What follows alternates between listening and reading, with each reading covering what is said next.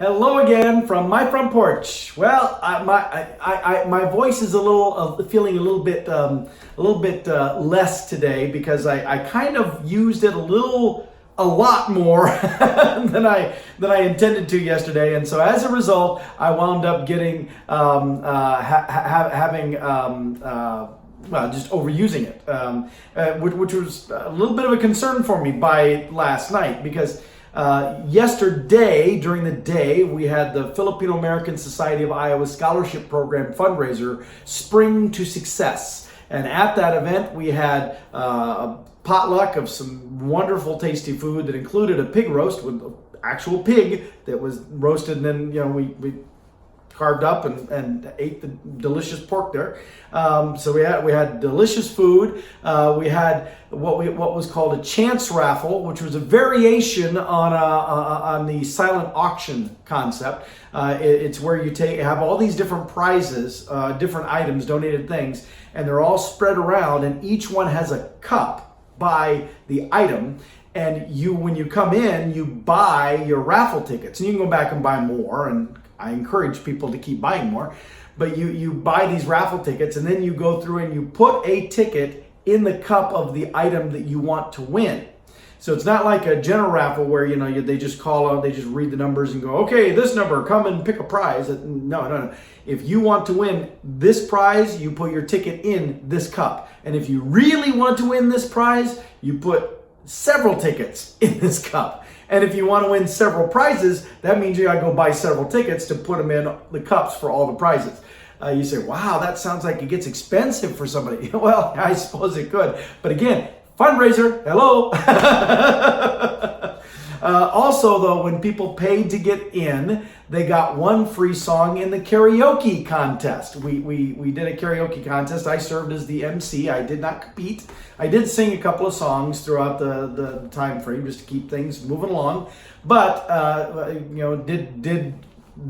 kept that moving. And we had a great time. So we were awarded first, second, and third places, and gave gifts to other individuals who were gracious enough to participate in that as well.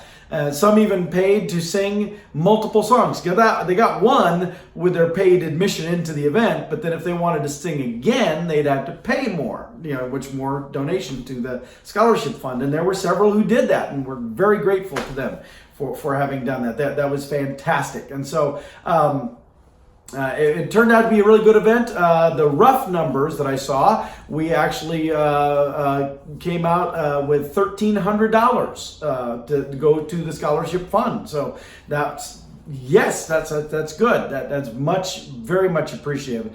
And I would love to give a shout out to all the entities and the individuals who contributed and donated to the cause. But it's just it would take too long. I would not get through it.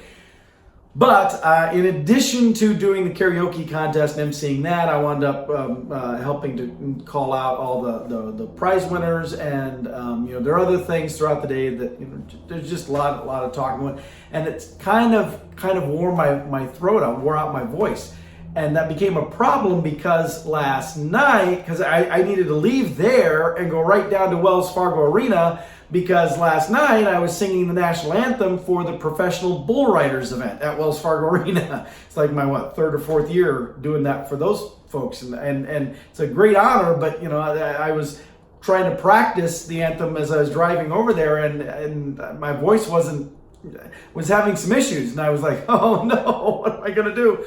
Fortunately, I had about a couple of hours from where they wanted me to sound check to where I actually had to sing it.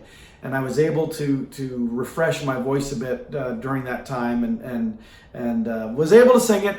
I don't think, now of course you're always your own worst critic. I don't think I did it my best, but I've listened to it. It wasn't bad. It was, in fact, if you're in the Des Moines area or Central Iowa and you listen to Hatfield and McCoy on KJJY radio, Hatfield of the Hatfield and McCoy actually posted a video of my singing the national anthem on his Facebook page. Now he didn't know me, but he posted the video of ladies and gentlemen, our national anthem. And then somebody commented on it saying, who was the singer? And then another individual who was following Hatfield's page said, That's Paul Smith. He's a friend of mine. And then somebody else, Kevin Lindgren, actually, the singer that we know from our MHL Shenanigan family. Kevin jumped in and said, yeah, Paul's a great guy. In fact, he was just there last weekend singing it for the Monster Truck Show. so yeah, that's true. It was me. Anyway, so that was fun. Made it through that. But then last night I have some very good dear friends in the Filipino community, and they were out at Denny Arthur's and really begged me to come and join them out there. And so I did so, and then rounded out my evening with that. And of course you're talking more there, and there's loud music, and so just hurt my voice all the more. So today it's a little more low key, but in a little bit. Speaking of Loki, in a little bit, in about an hour or so, actually, I'm heading off to Flick's Brewhouse, where I and 9 of my friends have gathered together, and we're going to go watch the Avengers Endgame movie. And I'm like, bracing myself for, I don't even know how to brace myself for this. It's going to be very powerful. But I did want to pause for a moment and say a big thank you to the folks at the Filipino American Society, not only for allowing me the opportunity to do the fun things that I've been able to do with them, but I admit I was caught off guard. I didn't expect it. They gave me recognition at this event, and they gave me this beautiful certificate, this certificate here, and I was very as I said, surprised. I'm very honored. The work that I've done with them, the things they've let me do, I've really enjoyed the opportunity to do those things, and I appreciate this recognition. It really was. It meant a lot to me, and part of the reason they were giving that to me is because of the reality that I've resigned from the scholarship committee. I did renew my associate. My membership, they don't call them members, they call them associates. I did renew my associate status for another year because I'm not leaving right away, but my schedule is going to be more chaotic. I'm going to be traveling a lot, and in fact, I want to take this moment to clarify that detail, because a lot of people are misunderstanding. A lot of people that have been asking me, so when you move to Florida, when you go to Florida, when you move to, okay, well, hold on. Let me remind you again. It's not absolutely guaranteed that I'm going to move to Florida. It's a good possibility. It's likely, but there is always the possibility that as I get into this new job, that they're going to say, this seems to be working fine with you living in Des Moines and flying to wherever you got to go, and then just working remotely from your home. They may say that that's fine. You can do that. I'm not sure if I would want to do that though. Maybe during the summer is okay, but in the winter, I'm not so sure. But anyway, but even if assuming that I do relocate, we're talking about maybe a year, and so it's a ways down the road. I got plenty of other things with this new job to be worrying about first before I'm worrying about that or thinking about that. So all of you who are all, Paul's leaving, when are you leaving, just relax. I'm not leaving, unless of course you're trying to celebrate, in which case I'm going to disappoint you. I'm not leaving that quickly.